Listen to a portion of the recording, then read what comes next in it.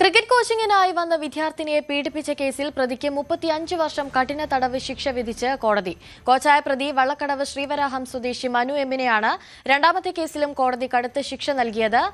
66,000 രൂപ പിഴയും വിധിച്ചിട്ടുണ്ട്. മൂന്നാമത്തെ കേസിലും പ്രതി കുറ്റക്കാരനാണെന്ന് അതിവേഗ പ്രത്യേക കോടതി കണ്ടെത്തിയിട്ടുണ്ട്. ക്രിക്കറ്റ് ഒരു പാഷനായി കണ്ട് നിരവധി പെൺകുട്ടികളാണ് ക്രിക്കറ്റ് രംഗത്തേക്ക് വരുന്നത്. നമുക്ക് അന്തർദേശീയ താരങ്ങളടക്കം മലയാളികൾ തന്നെ ക്രിക്കറ്റ് രംഗത്തുണ്ട്. അങ്ങനെ ക്രിക്കറ്റ് വളരെ മോഹവുമായി എത്തുന്ന പെൺകുട്ടികളെ പീഡിപ്പിച്ച ഒരു പരിശീലകൻ. നമുക്കറിയാം, കായിക രംഗത്തൊക്കെ പരിശീലകർക്ക് അവരുടെ കോച്ചുമാരെ അത്രയധികം ബഹുമാനത്തോടുകൂടി അവരെ വിശ്വസിച്ച് തന്നെയാണ് ഓരോ കുട്ടിയും ഓരോ കായിക ഇനത്തിലും പരിശീലനത്തെത്തുന്നത്. അതുപോലെ അങ്ങനെ വിശ്വസിച്ചെത്തിയ പെൺകുട്ടികളെയാണ് ഒരു പരിശീലകൻ മനു എന്ന പേരുള്ള ക്രിക്കറ്റ് പരിശീലകൻ തിരുവനന്തപുരത്ത് പീഡിപ്പിച്ചത്. ഈ ക്രിക്കറ്റ് ലോകത്തൊക്കെ വലിയ ഞെട്ടലുണ്ടാക്കിയ ഒരു വാർത്തയാണ്. അയാൾ ഇപ്പോൾ 3 കേസുകളിൽ ശിക്ഷിക്കപ്പെട്ടു. ഇന്ന് ഒരു കേസിൽ കൂടി മനുവിനെ പോക്സോ കോടതി ശിക്ഷ വിധിച്ചു. എന്നോടൊപ്പം ഈ പോക്സോ കോടതിയിലെ പ്രോസിക്യൂട്ടർ അഡ്വക്കേറ്റ് വിജയമോഹൻ ചേർന്നു. എന്താണ് ഈ കേസ്? എങ്ങനെയാണ് ഈ മനുവിന്റെ പീഡനം ഒരു പരമ്പര ഒന്നിനെ പറയേണ്ടി വരും? പീഡന പരമ്പരയാണ്. എങ്ങനെയാണത് പുറത്തു വന്നത്? പീഡന പരമ്പര തന്നെയാണ്. കാരണം ഈ ക്രിക്കറ്റ് പാഷനായിട്ടുള്ള കുട്ടികളുണ്ട്. അവർക്ക് ഈ ക്രിക്കറ്റ് അവരൊരു ജീവിതത്തിൽ അങ്ങേറ്റം അറിയില്ല. ഇപ്പൊ പഴയ പോലെ അല്ലല്ലോ. ക്രിക്കറ്റ് എന്ന് പറയുമ്പോഴത്തേക്ക് ഒരുപാട് ഫ്ലറിഷ് ചെയ്തിരിക്കുന്നു. 2020 അടക്കമുള്ളവരൊക്കെ വന്നതിന് ശേഷം ഒരുപാട് ഫ്ലറിഷ് ചെയ്തിട്ടുണ്ട് ക്രിക്കറ്റ്. അപ്പൊ അതിന് ഇപ്പം നമ്മളെല്ലാം ആരായാലും ഒരു കായിക രംഗത്ത് വരുമ്പോൾ കോച്ചിനെ ആശ്രയിച്ച് നിൽക്കേണ്ടി വരും.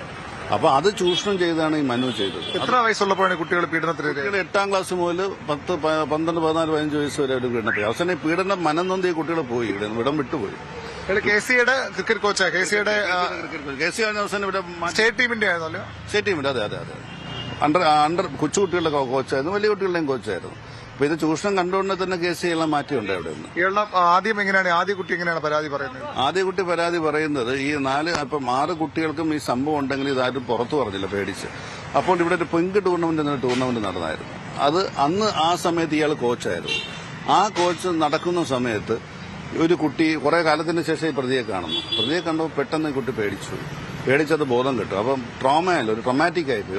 ടൂർണമെന്റ് വന്നപ്പോ ഒരു ട്രോമാറ്റിക്കായി ഇയാളെ കാണേണ്ടി വരുമെന്നൊരു സാഹചര്യം ഒന്നും അവർക്ക് അറിയില്ല. അത് കണ്ടിട്ട് കുട്ടി ബോധം കെട്ട് വീണപ്പോഴാണ് തൊട്ടടുത്ത കോച്ചുകളും മറ്റുള്ളവരും ചോദിച്ചപ്പോഴത്തേക്കാണ് ഈ കുട്ടി ഈ പീഡനത്തിന്റെ കഥ പറഞ്ഞത്. ഇത് പരാതി കൊടുത്തതിന് ശേഷം പിന്നെ മറ്റുള്ളവരെല്ലാം ആ പീഡനത്തിന്റെ പരമ്പരകളുടെ പിന്നെയാണ് ക്രിക്കറ്റ് ലോകം എല്ലാം ഞെട്ടിപ്പോകുന്ന ഈ പരമ്പര എല്ലാവരും അറിഞ്ഞത്.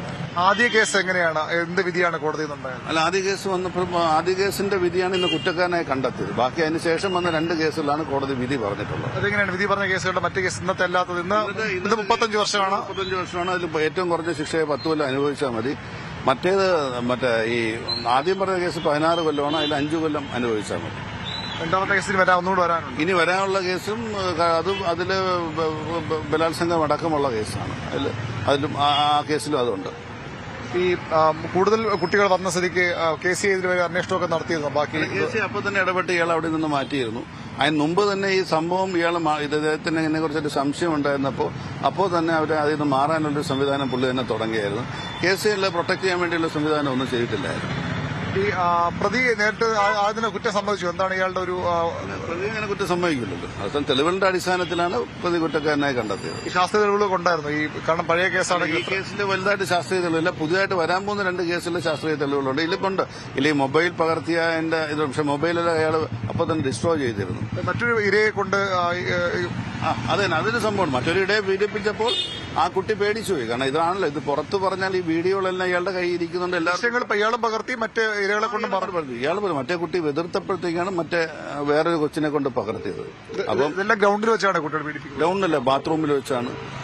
ബാത്റൂമിൽ വെച്ചാണ്. ബാത്റൂമുണ്ട്, ജിമ്മുണ്ട്. അപ്പൊ ഇയാളെ കൈവശമായിരുന്നല്ലോ. ഇയാളെ കൈവശമല്ല, ഇയാളുടെ കുട്ടികളാണ്. പിന്നെ വേറെ ഒരു കുട്ടിക്കൊരു സ്വന്തമായിട്ടൊരു വീടിനടുത്ത് ടർഫുണ്ട്. ആ ടർഫിൽ വെച്ചും പീഡനം തുടർന്നു. പല സ്ഥലങ്ങളിൽ എവിടെ വെച്ചെല്ലാം നടന്ന് പലതവണയാണ് പീഡിപ്പിച്ചത്. ഭീകരമായിട്ടുള്ള പീഡനം നടന്നു. ഈ ആദ്യ കുട്ടി പരാതി പറഞ്ഞുകൊണ്ട് മാത്രമാണ് ബാക്കിയുള്ള ധാരാളം ധൈര്യം വന്നത്. വീട്ടുകാരൊന്നും അറിഞ്ഞിട്ടില്ല. ഈ സംഭവം വന്നതിന് ശേഷമാണ് മറ്റു കുട്ടികൾ ഇങ്ങനെ പറയാനുള്ള ധൈര്യം കാണിച്ചത്. അല്ലെങ്കിൽ ഇത് ആ കുട്ടി പറഞ്ഞെങ്കിൽ വേറെ ആരും പറയില്ല. ഈ കരിയറിനെ ബാധിക്കുന്ന പേടി മാത്രമാണ്. പിന്നെ പേടിയല്ലേ, കുട്ടികളെ ഭീഷണിപ്പെടുത്തിയല്ലേ പോകുന്നത്. മാത്രമല്ല വീഡിയോകളെല്ലാം ഇവരെ കയ്യിലിരിക്കുന്നതുകൊണ്ട് എന്ത് സംഭവിക്കുമെന്ന പേടിയും ഈ കുട്ടികൾക്കുണ്ട്. അതുതന്നെയാണ് കുട്ടികളെ വിശ്വസിച്ച് സ്കൂളുകളിൽ വിടുമ്പോൾ തന്നെയാണ് ഈ പരിശീലനത്തിനും കായിക പരിശീലനത്തിനുമൊക്കെ രക്ഷകർത്താക്കൾ വിടുന്നത്. അവിടെ അത്രയധികം വിശ്വസിച്ചേൽപ്പിക്കുന്ന പരിശീലകരാണ് ഇത്തരത്തിൽ കുട്ടികളെ പീഡിപ്പിച്ചത്. അത് അവരുടെ ഭാവി, ക്രിക്കറ്റ് ഭാവിയെ തകരുമെന്ന് കരുതി അവരെ സമൂഹമതത്തിൽ നാണം കെടുമെന്ന് കരുതിയൊക്കെ പലപ്പോഴും കുട്ടികൾ മറച്ചുവെച്ച കേസാണ്. ഒരു പെൺകുട്ടി ഇങ്ങനെ പരാതി പറയാൻ തയ്യാറായതാണ് ഇങ്ങനെ ഒരു പരിശീലകൻ ഇപ്പോൾ ജയിലിൽ കിടക്കുന്നത്. ഇനിയും 3 കേസുകൾ കൂടി ഇയാൾക്കെതിരെ വിധി വരാനുണ്ട്. അതിന്റെ വിചാരണ ഇപ്പോൾ തിരുവനന്തപുരം പോക്സോ കോടതിയിൽ നടക്കുകയാണ്. കൂടുതൽ വാർത്തകൾക്ക് news 18 Keralam YouTube channel subscribe ചെയ്യുക.